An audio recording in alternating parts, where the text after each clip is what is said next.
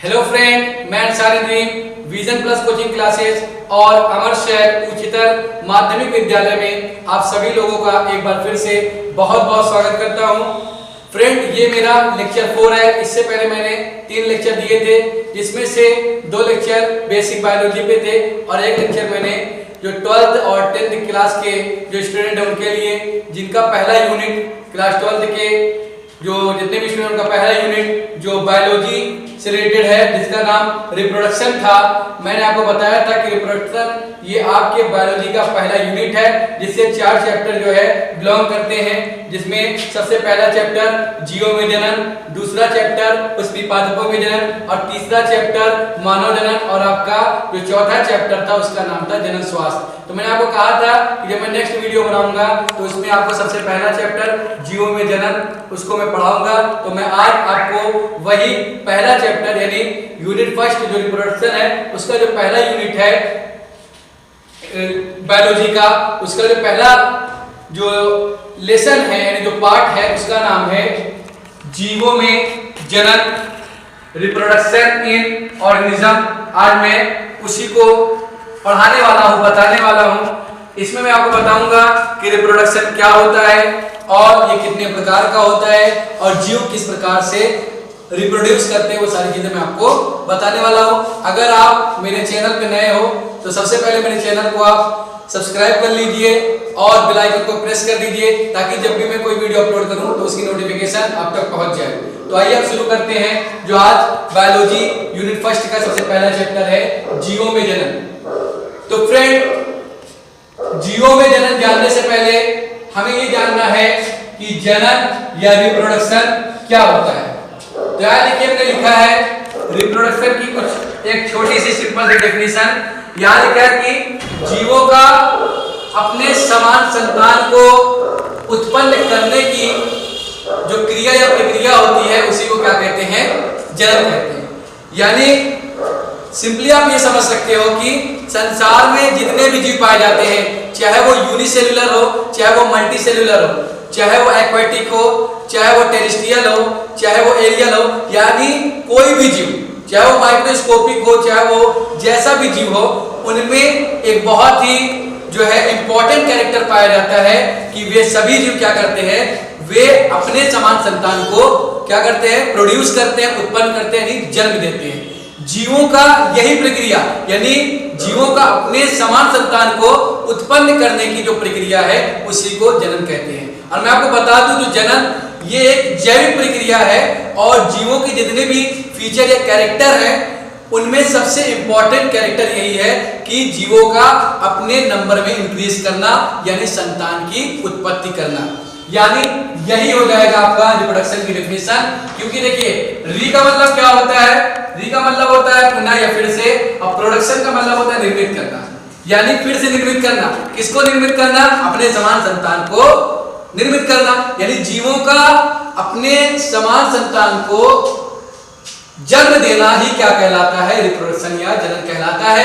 यहां पर मैंने जनन की डेफिनेशन लिखा है कि जीवों का अपने समान संतान को उत्पन्न करने की क्रिया जनन कहलाती है। और एक बात ध्यान रखिएगा कि ये एक जैविक क्रिया है और बहुत ही इंपॉर्टेंट जो है ये कैरेक्टर होता है सजीवों का।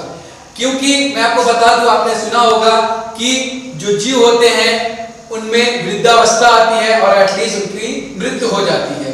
तो मृत्यु अगर होती रही तो एक दिन ऐसा आएगा कि जो जीव है उसका एग्जिस्टेंस इस वर्ल्ड से, इस संसार से, इस पृथ्वी से समाप्त हो जाएगा। इसीलिए अपने एग्जिस्टेंस को बनाए रखने के लिए जितने भी स्पीशीज है वो अपने एग्जिस्टेंस को बनाए रखने के लिए इस जो है कैरेक्टर यानी इस फंक्शन जो क्रिया रिप्रोडक्शन का इसको शो करते हैं। यानी with the help of reproduction they can exist there existence, यानी अपने इस प्रक्रिया के द्वारा, जनन के द्वारा कोई भी जीव अपने अस्तित्व को बनाए रखता है। इसीलिए जनन की प्रक्रिया जीवों में होती है, चाहे वो मल्टी सेलुलर हो चाहे वो यूनिसेलुलर हो, दोनों में जनन की प्रक्रिया आपको देखने को मिलेगी। और जो जनन होता है ये जो होता है इसका एक ही मकसद होता है, इसका एक ही उद्देश्य होता है कि अपने संतान को उत्पन्न करना। और मैं आपको बता दूं मोड ऑफ रिप्रोडक्शन के बारे में, रिप्रोडक्शन कितने प्रकार के होते हैं, टाइप्स ऑफ रिप्रोडक्शन के बारे में, क्योंकि मैंने आपको यहाँ ऊपर बताया रिप्रोडक्शन क्या होता है। सिंपली आप कह सकते हो कि अपने जैसे अपने समान संतान को उत्पन्न करने की प्रक्रिया क्या कहलाती है, जनन कहलाती है।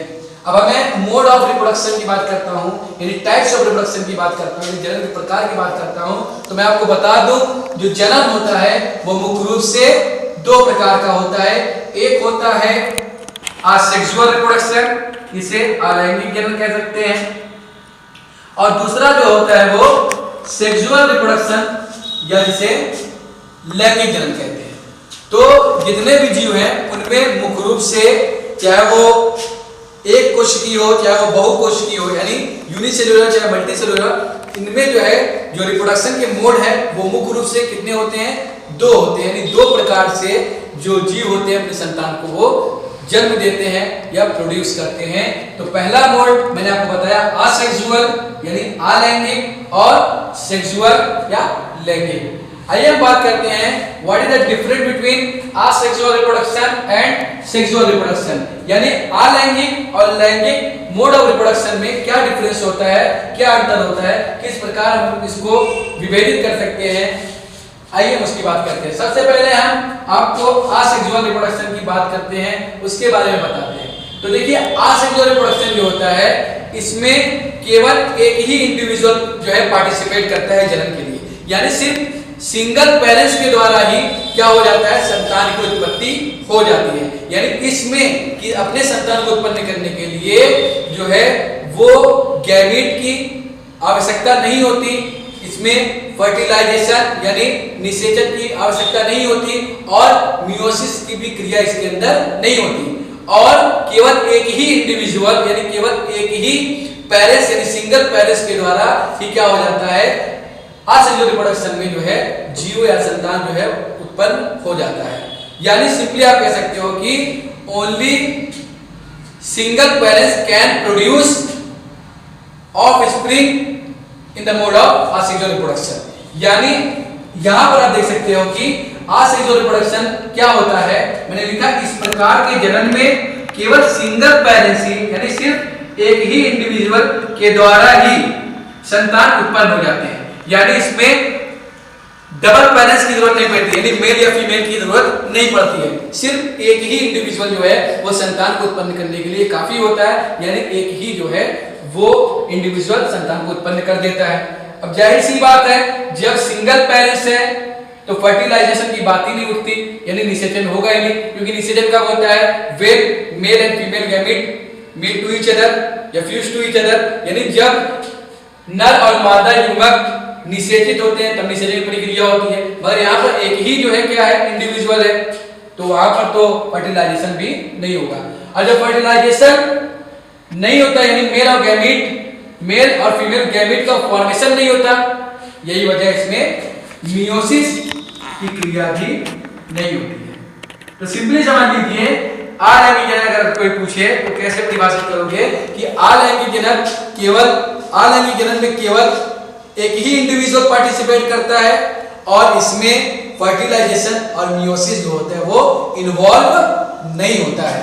ठीक, इसके फर्दर टाइप्स है मैं आपको आगे बताता हूं। आइए थोड़ा सा सेक्सुअल रिप्रोडक्शन को समझ लेते हैं ताकि हमको समझ में आ जाए कि असेक्सुअल और सेक्सुअल में क्या फर्क होता है।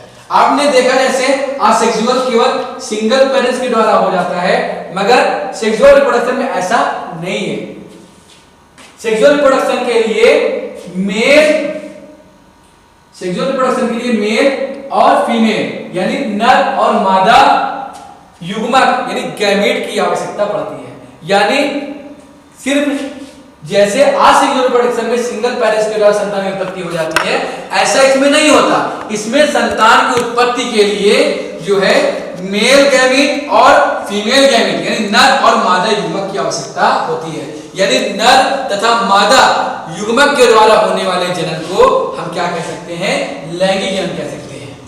ठीक है, यहाँ पे मैंने लिखा है इस प्रकार के जनन में मेल तथा फीमेल गैमीट की आवश्यकता होती है।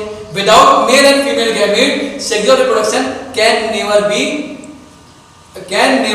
कंप्लीटेड, यानी कभी भी जो है नर और मादा युग्मक के द्वारा जो है कि बिना जो है वो लैंगिक जनन संभव नहीं है। अब जाहिर सी बात है, जब मेल और फीमेल गैमेट है तो क्या होगा, गैमेटिक फ्यूजन होगा।